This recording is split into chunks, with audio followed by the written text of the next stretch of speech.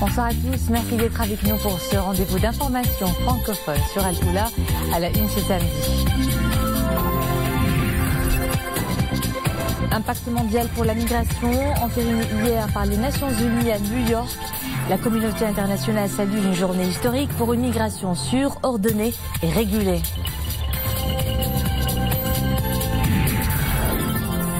Une première agricole à Jarada, la culture de la betterave sucrière qui se fait un chemin dans la province. L'expérience pilote a eu lieu sur 50 hectares dans la commune de Nimtar. Reportage dans un instant. Et on clore cette édition par une symphonie hors du commun, c'est Dahidous, exécutée par plus de 20 troupes de danse et de chant du Moyen Atlas.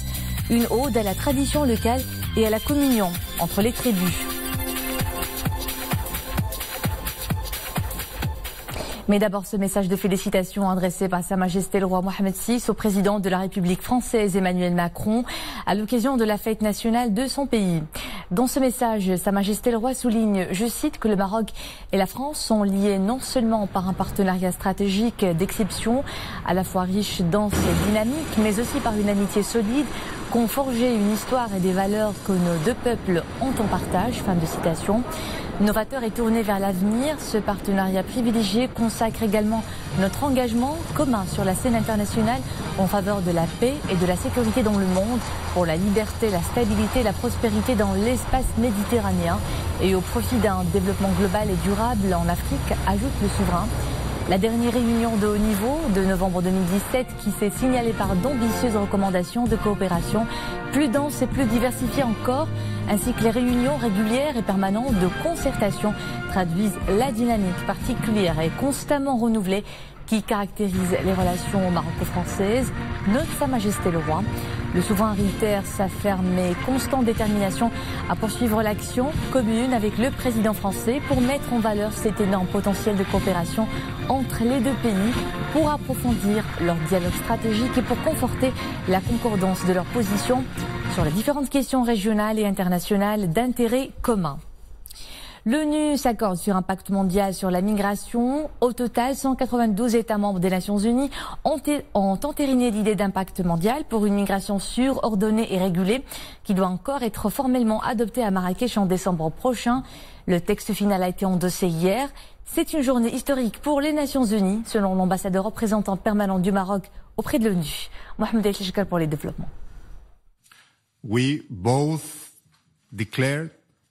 Nous déclarons abouties les négociations sur le pacte mondial pour des migrations sûres, ordonnées et régulières, et donc le pacte est agréé.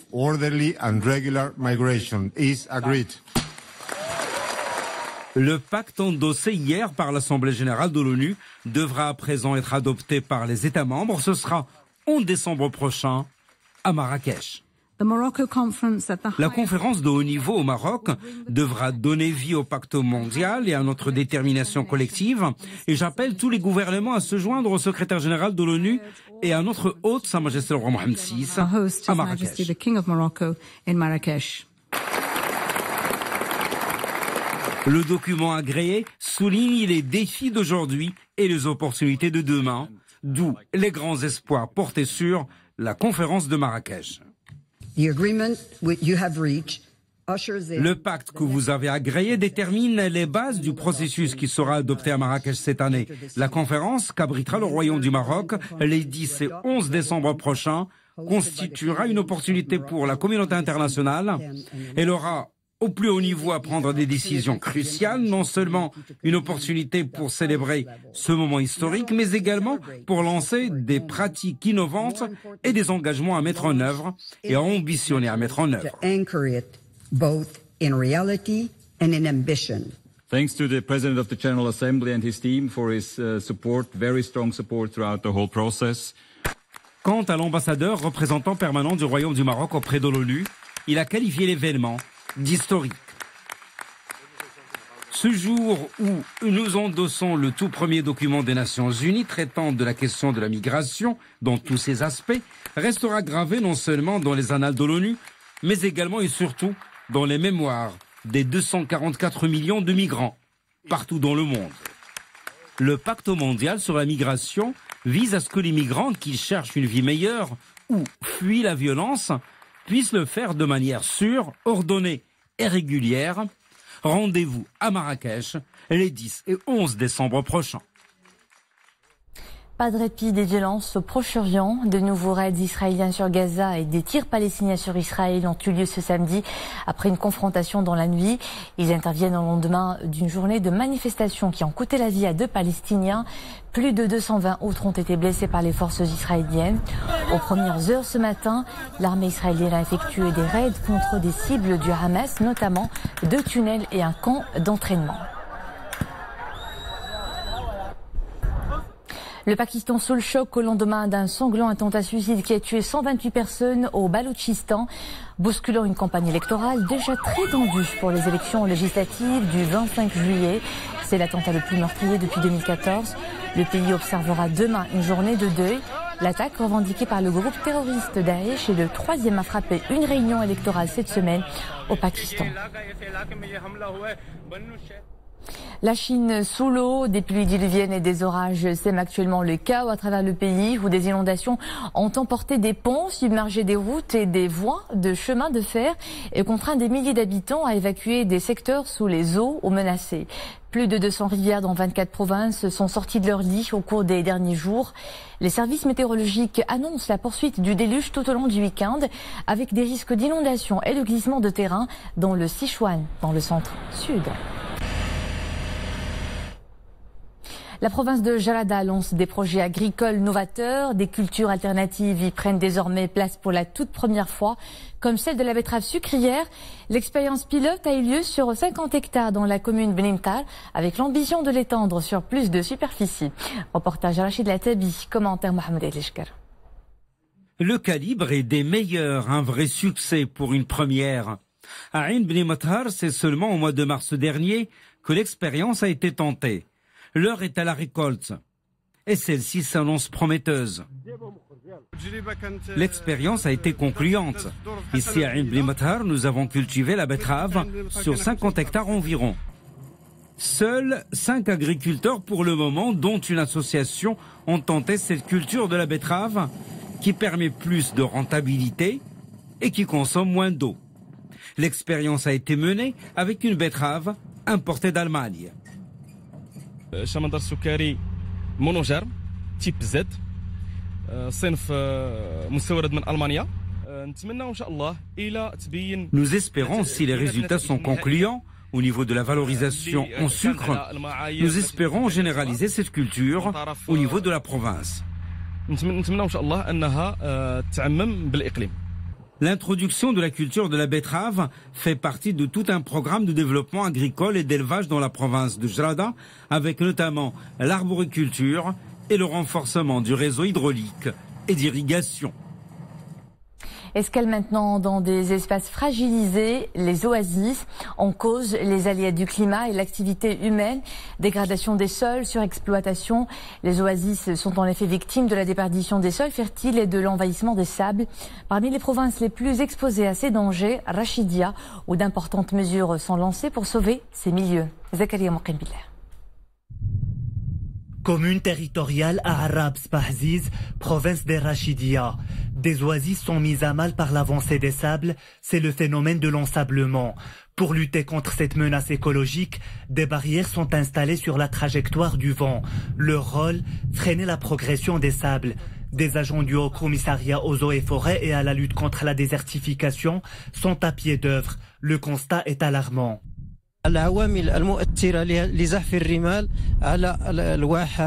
Plusieurs facteurs contribuent à l'ensablement des zones oasiennes. Le taux élevé de la salinisation, la détérioration des canaux d'irrigation et la progression de la boue dans les douars. Tous ces facteurs causent une régression de la fertilité du sol.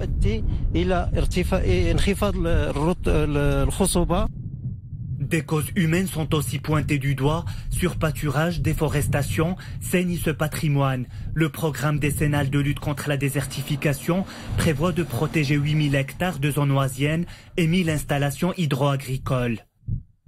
Dans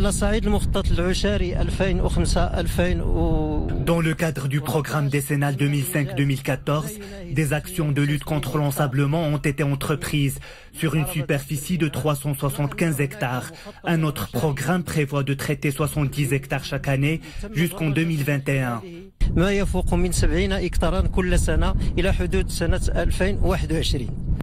En plus des moyens mécaniques et biologiques, des ateliers sont organisés au profit des jeunes de la région. Objectif, les sensibiliser à l'importance de la plantation d'arbres nécessaires à l'équilibre écologique. C'est en plein cœur de la capitale économique qu'une partie d'un immeuble s'est effondrée. Cet immeuble n'est autre que la résidence Place Lyautey. Le balcon qui s'est effondré a endommagé dans sa chute les balcons des 2 étages inférieurs, mais n'a fort heureusement blessé personne. Salah Katir. Plus de peur que de mal lors de l'effondrement d'un balcon situé à l'avant-dernier étage d'un immeuble en plein cœur de la capitale économique. Le balcon qui s'est effondré a endommagé dans sa chute les balcons des 2 étages inférieurs. Il s'agit de la résidence Lyautey, un monument historique de la ville situé sur le boulevard Abdelrahman Sahraoui. Ce pont de la façade qui est tombé dans la résidence Lyautey est un pont aussi qui est tombé de notre mémoire. Donc notre mémoire a perdu un élément important constituant de cette complexité et composante urbaine architecturale de Casablanca au niveau de son patrimoine. Ce bâtiment qui a été construit par l'architecte Gouillon et qui a été en 1950 et a été inscrit dans la liste du patrimoine architectural de la ville de Casablanca. L'effondrement a provoqué de lourds dégâts matériels sans faire de victimes. Les travaux du Grand Théâtre juste à côté de l'immeuble expliquent qu'il n'y avait personne aux alentours.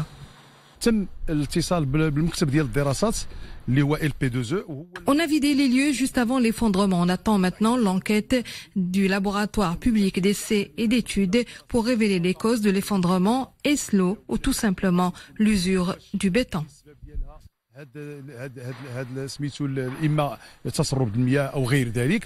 Pour l'instant, les raisons de cet effondrement sont inconnues, mais en attendant, le patrimoine architectural de la ville blanche subit bien des pressions humaines dans la plupart des cas. Oujda, capitale de la culture arabe, Al-Quds, capitale permanente de la culture arabe. Les 2 villes viennent tout juste de s'allier par une convention de jumelage, une convention signée par le ministre de la Culture et de la Communication et son homologue palestinien. Lors de cette cérémonie, Mohamed Larouj a souligné que cet événement témoigne de la profondeur des relations historiques et culturelles liant les 2 pays. Il constitue aussi une parfaite illustration de la dynamique de fraternité solide unissant la capitale de l'Oriental et la ville sainte.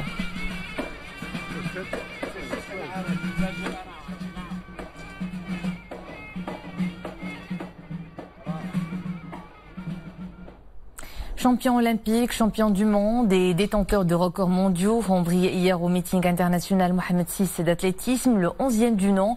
Cette 9e étape de la Diamond League a tenu toutes ses promesses avec de très bonnes performances enregistrées sur l'ensemble des épreuves. Culture pour finir, l'art ancestral d'Ahidous invente sa symphonie, un spectacle très coloré puisqu'il a réuni 23 groupes de l'Atlas composés de 200 danseurs, des tableaux faits de danse et de chants qui ont résonné sur la place de la Couronne à Ifrane.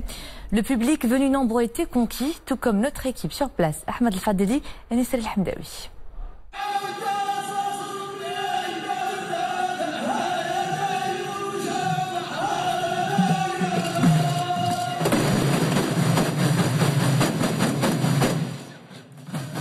Quand différentes troupes d'Ahidous se réunissent, la magie du show et de la symphonie du Moyen Atlas opère.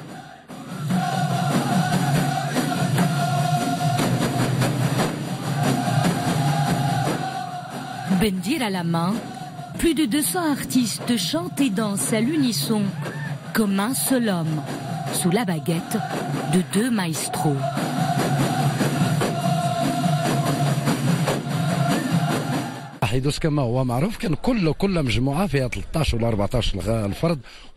Chaque troupe d'Ahidous est composée de 13 ou 14 membres. Nous avons essayé de les unir pour donner à voir cette symphonie. Vous savez, les symphonies sont souvent réalisées avec des instruments à cordes ou avec des chorales. Et on s'est dit, Ahidous s'y prête aussi.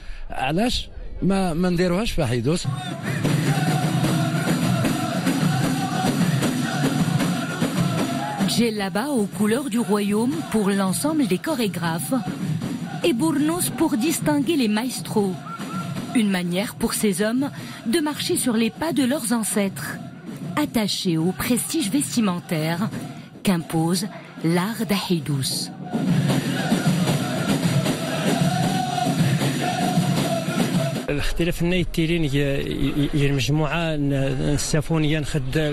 Nous avons réuni de nombreuses troupes pour cette symphonie.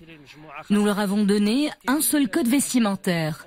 Au total, 23 troupes arborent la même tenue et dansent sur le même rythme.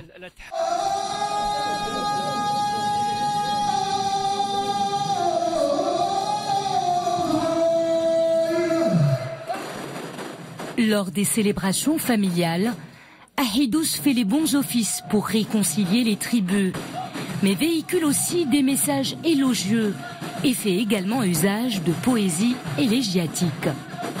Voilà un art complet qui mériterait amplement d'être classé comme patrimoine universel.